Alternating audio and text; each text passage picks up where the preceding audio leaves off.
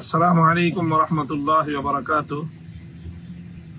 দীর্ঘ দশকের পর দশক জুড়ে মজলুম রাষ্ট্র ফিলিস্তিনের গাজা উপত্যকা সহ ফিলিস্তিনবাসীদের উপর বর্বর ইসরায়েলের গণহত্যা পরিচালিত হয়ে আসছে।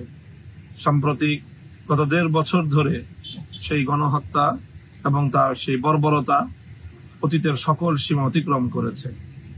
সারা পৃথিবীর শান্তিকামী মানুষ ইসরায়েলি বর্বরতার বিরুদ্ধে গর্জে উঠেছে।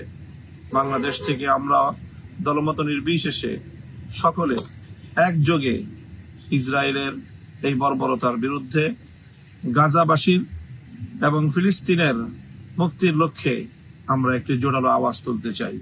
প্যালেস্টাইন সলিডারিটি মুভমেন্টের পক্ষ থেকে আগামী ১২ই এপ্রিল শনিবার বিকেল ৩টায় শাহবাগ থেকে মানিক মিয়া এভিনিউ পর্যন্ত এক সর্বদলীয় মানবতার বিশাল প্রতিবাদী বিক্ষোভ মিছিল অনুষ্ঠিত হবে।